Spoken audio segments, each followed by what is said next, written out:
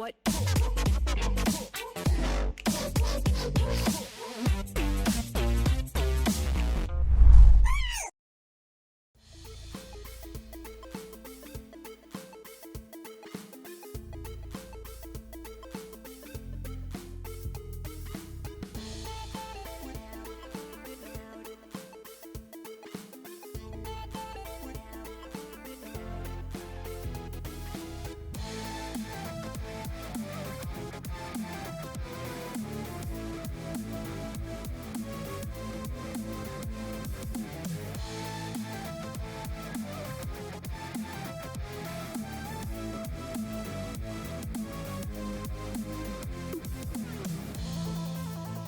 Scuttle maybe would have been able to deny it from the Sejuani, although I wasn't totally looking at Jace's position in the lane.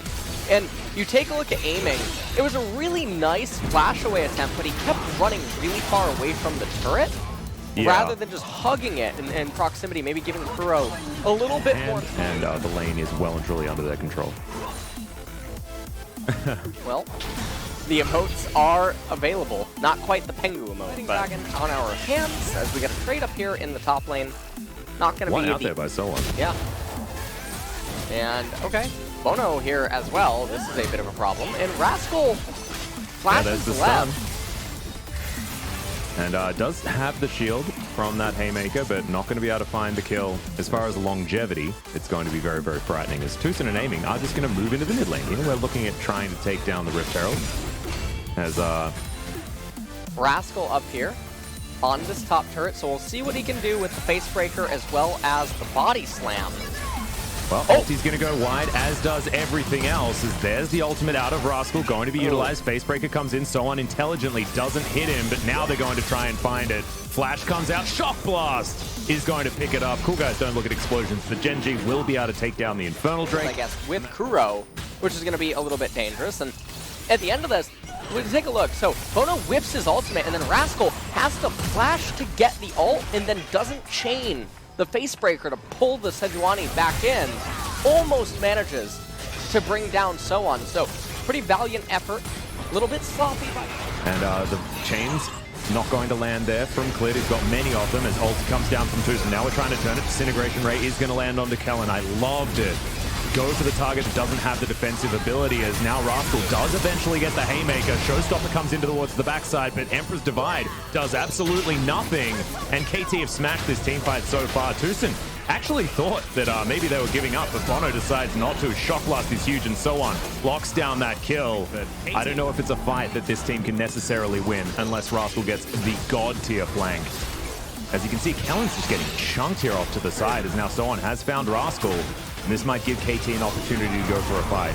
Chains of Corruption do land as Clit has to get himself out of there. KT over in, looking for more, as there's the Cosmic Radiance. Emperor's Divide is huge into the backline as the Showstopper comes down as well. Ulti's going to be traded, but it's SoHwan who gets into the backline and eliminates the Callista before she can do anything. The Ocean Drake is still fighting, and none of KT have gone down just yet. They'll take the Drake, and now they're looking for more. Clid's going to go down. SoHwan having one of the best games of his career, as he's just going to die. That is going to be just the ultimate caster curse, but that doesn't matter. They are going to get the ace. And this is a Windows mode, first-person view of Kuro.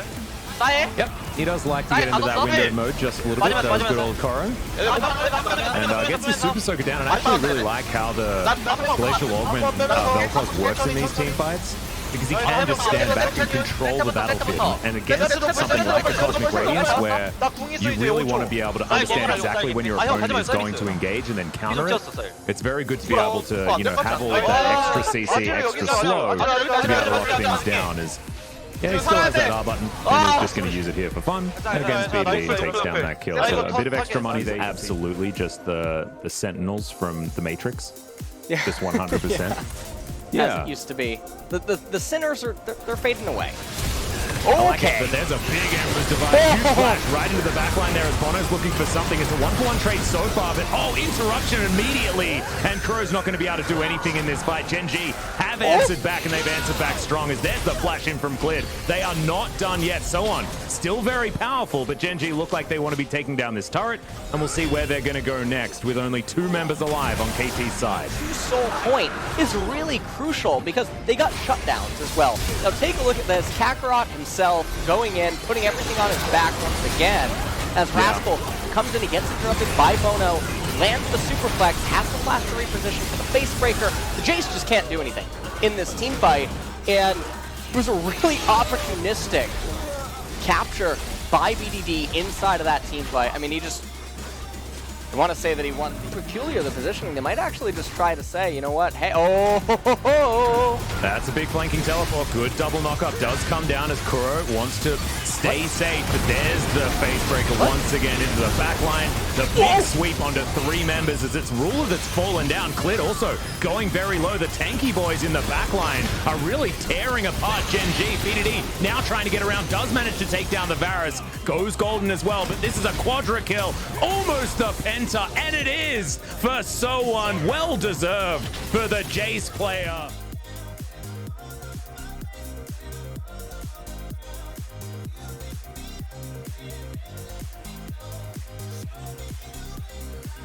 bizarre. Take a look Yeah, at I'm going to the have a look replay at one his more time. perspective, and I think you're right. I think the superplex was a big problem. The fact that the beam was lasting so long, and it meant that Gen G just had no health bars, and this was a dream scenario for this Jace. He was able to get a cheeky auto attack on a control ward in the middle of the fight, and was still able to get a pentakill. 나이스!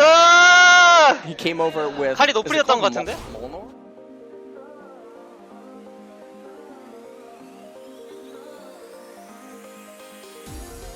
This is actually the invert to the Baron for the blue team. And okay, hold on. Yeah, it does depend whether Rascal just dies or not, as he does get a Haymaker out eventually. Don't know whether it's going to be enough, though, as there's the flash from Bono. He should be able to lock this one down. And good night, Mr. Top Laner. What really occurs inside of the Death Timer? They should be able. Whoa, that's a big ulti. Okay. We've got a bit of an engage here, but it looks like KT just using that aggression in order to take down the inhibitor turret. 2 inhibitors now. It's gotten more difficult for Gen G to fight for the next Drake. Might actually just have a GA on his next back. This is a good pickoff, but what was Rascal doing here?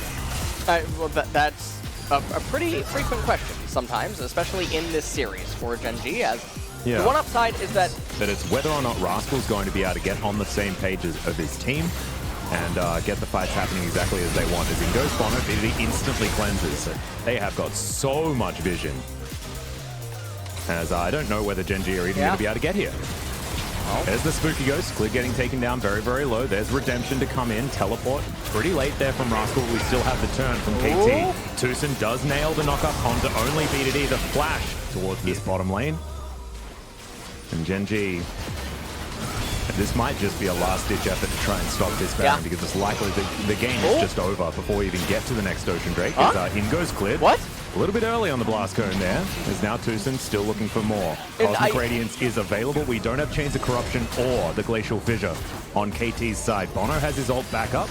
Now Kellen going to get knocked up. Fate's Call will be available. He uses it pretty late there, but does soak up a lot of damage. As Rascal can't actually quite find anything there on the backside, as Kuro is going to be still alive here, and BDD is going to fall. Disintegration Ray going to work towards the very end there, but aiming has already fallen. It's 2 for 1 so far, though, and KT still barreling, looking for Rascal, who gets slowed down. Bono still needs to try and catch up. There's the face breaker. Good knockup comes in, as Haymaker's not going to be able to keep him alive for too much longer. And there's the permafrost. Bono goes golden, as now Clid's trying to fight this one out. Tucson very, very low, but not going to be falling just yet, as now Ruler trying to dance around this fight. Bono back in once again as the Jace grabs the kill. Great knock up there from Kuro. He's going to lock down that kill, and now the ace comes in. It is the double kill for the Vel'Koz, and that will be game for KT. KT are gonna, come into this game, and they fought back really well in the early stage to then take over in the mid game. They just outmuscled them in a team fight right there, as Kellen, he ends up respawning. BDD is almost there as well, but the other members from the side of KT have joined the fray. Sunter and a Shrima Shuffle could come up. It might not be No, it should absolutely be over. Yep, this is 100% the end of the game. As there's another disintegration rate. Bdd is going to go into his Zhonya's. The exhaust comes out, but the Birdman is definitely going to die. Emperor's Divide comes in, but the Nexus is already dead, guys, and KT will walk away.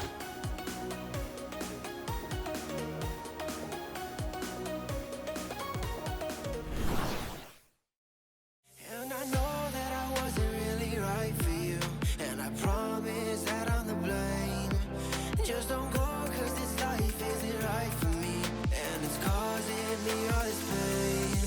Can we start it all over? And we try it